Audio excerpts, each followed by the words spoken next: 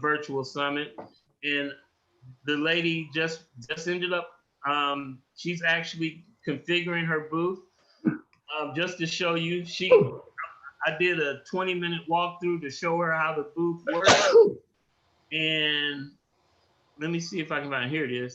And so she's already, they're having their annual, their conference was canceled. It's Jack and Jill.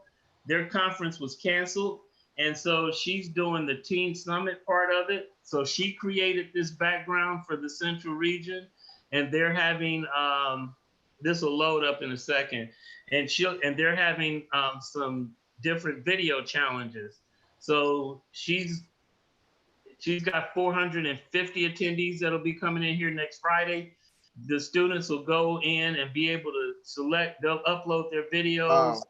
I'm going to create the links underneath each one of these, and they'll be able to go in and choose which one, and they've got cash prizes attached to them.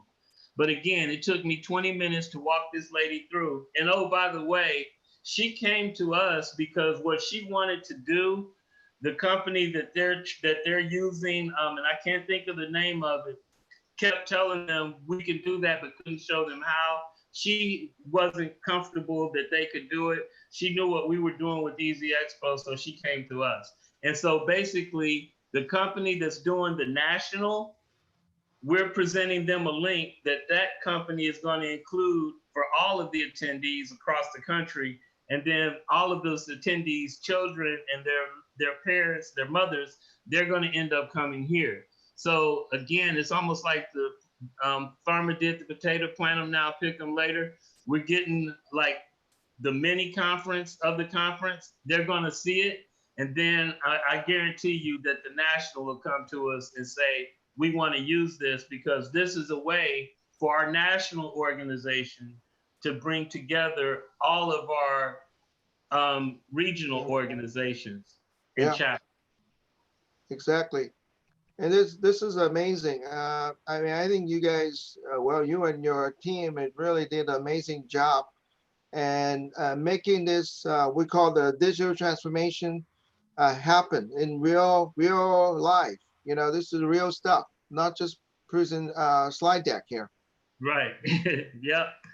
So thank you all again for sharing.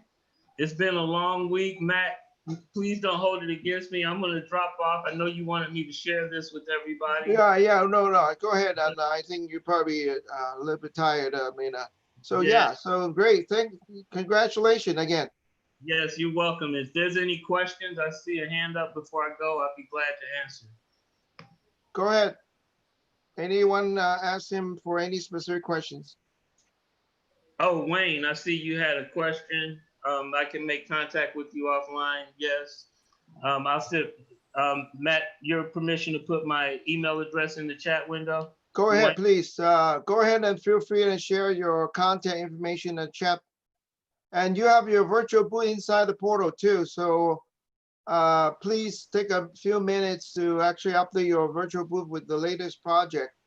And part of the idea with the virtual boot camp is that you have a virtual booth that you can update your virtual conference or expo, not just once a year deal, but actually every week, every day.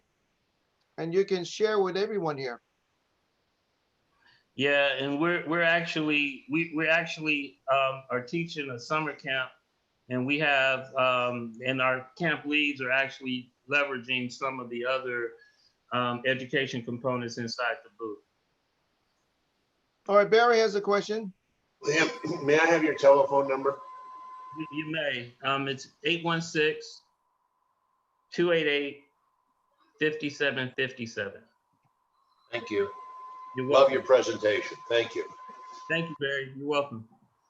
All right. All right. Hey. Hello, William. This is excellent what you've done. This is my question. I noticed that you mentioned that you used Eventbrite for people to register. So then ultimately, what did you do? Did you take that information, create like a CSV spreadsheet, and then upload that into the platform? No, actually not. So the Eventbrite, remember that there was a third organization. The only thing that we actually did was we gave them a booth, and we received how they wanted their conference to line out, right?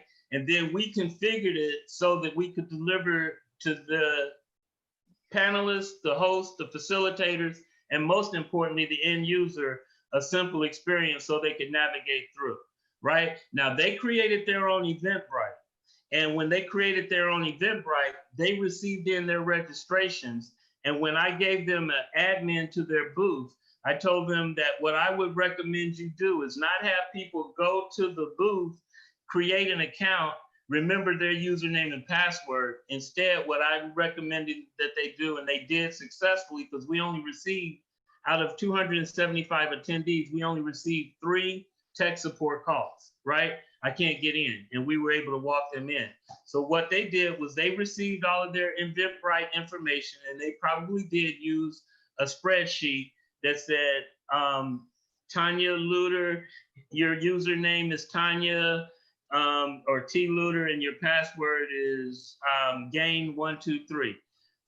Joshua Spence, your username is J Spence, your password is Gain12345.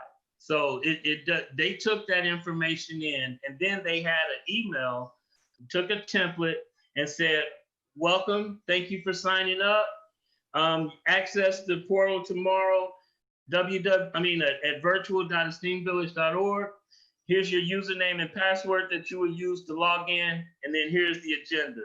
Welcome, 9:15 to 9:30. Student parent panel, 9:30 to 11:30. Break, lunch dignitary lunching, 12 to 1. Break, town hall, 1:15 to 3:15. 3 o'clock to 4 o'clock breakout sessions. Thank you. Just FYI, we do have integration now with Eventbrite. So yeah, and I was going to say that, Matt. Now, if you own the portal, they do have an API which will enable you to connect Eventbrite into your portal, right? yes. And so we could if it was an event that we were hosting, we would probably create our Eventbrite, connect it into our portal, and then we would be able to access and create those accounts internally. Another thing that I want you all to know, on Thursday morning, we had no attendees, or Friday morning, we had 0 attendees that came in, right? At the end of the day, Friday, we had 275 new attendees that have registered, that have usernames, that have passwords into our portal. And so when we create another event, we can invite all 275 of them. They have access to our portal at all times. That makes sense? And so at the end of next Friday, we will have 275 plus 475. And we're not even talking about the Envision Center, Portal A, Kansas City, Missouri, and Portal B, Kansas City, Kansas. So we are creating an ecosystem. Yes, sir, Barry? With regarding attendees, how do you continue to keep attendees coming if you're on a continuous basis, let's say 365-day kind of presentation, and you have your special event? But how do you get the attendees, which I think are one of the most important parts to keep it afloat? 2 things, right? So we've populated, if you go into our portal, you'll see that we've populated it with a lot of free K through 12 math, science, ELA, airplane simulator, airplane, how to become a pilot. We populated it with some other pieces of content, right? And so whenever